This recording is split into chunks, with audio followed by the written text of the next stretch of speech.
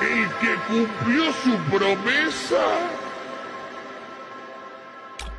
el que la debe.